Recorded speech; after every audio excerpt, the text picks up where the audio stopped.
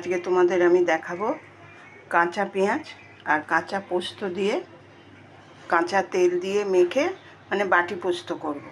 হ্যাঁ, আমি এখন আমার দমদমে আমার মেয়ের বাড়িতে এসেছি, আমার নাতির জন্মদিন, নাতনির, কিন্তু একটু ভিডিওটা দেখাতে খুব অসুবিধা হবে কয়েকদিন, তারপরে আবার আমি ঠিক দেখাবো। এখন আমি পেঁয়াজগুলো দেখো একটা বাটি, অ্যালুমিনিয়ামের বাটির মধ্যে দিয়ে দিচ্ছি, অ্যালুমিনিয়ামের বাটির মধ্যে দিয়ে দিচ্ছি।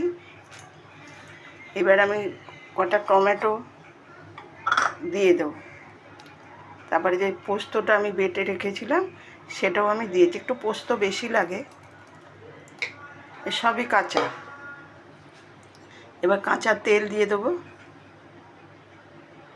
তেল একটু বেশি দিলে খুব ভালো হয়, আর কাঁচা পোস্ত আমরা খুব ভালোবাসি। আর এই দেখো একটু কাঁচা পোস্ত আবার তুলেও রেখেছি ভাতে, গরম ভাতে খাওয়ার জন্য। এবার আমি নুন দিয়ে দেবো, সব কিছুই একবারে দিয়ে দেবো নুন। দেখো নুনটাও দিয়ে দিলাম, নুনটা অল্প দেবে কারণ পেঁয়াজ তো মজে যায়, দিয়ে অল্প হয়ে যাবে, নুন বেশি হতে পারে, পরে একটুখানি দেখে তারপরে দেবে। তাহলে আমার লঙ্কা, পোস্তর মধ্যে লঙ্কাও বেটে নিয়েছি। তোমরা এইভাবে মেখে মানে বসিয়ে দেবে, বেশ বাটিতে লেগে লেগে যখন যাবে নেড়ে চেড়ে তখন নামাবে, গরম ভাতে দেখবে খুব ভালো লাগে খেতে। আমি যে এবার পেঁয়াজ পোস্তটা বসাবো, মানে বাটি পোস্ত, আমরা বাটি পোস্ত বলি, মেখে এবার মেখে নেব সব কিছু দিয়ে, কাঁচা মেখে নিয়ে তারপরে ঢেকে দেব, তারপরে যেই চটপট করবে মানে পেঁয়াজটা একটুখানি নরম হয়ে যাবে তখন নামিয়ে দেবো। এইভাবে তোমরা খেয়ে দেখবে, খুব ভালো লাগবে।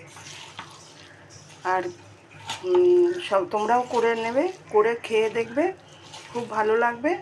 আমাকে কমেন্টে জানাবে আর আমার পাশে থাকবে। এবার আমি বসিয়ে দেবো, আমার হয়ে গেছে, চটকে নরম হয়ে যাবে। দেখো এবার আমি পোস্তটা কড়াইয়ে মানে বাটিতে করে বসিয়ে দিচ্ছি গ্যাসে, গ্যাসটা এবার জ্বালিয়ে দিব।